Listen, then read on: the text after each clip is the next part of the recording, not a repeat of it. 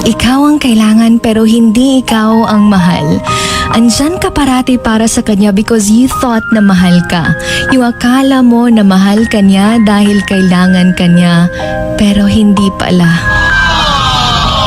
Magkaiba pala ang ibig sabihin ng mahal ka sa kailangan ka.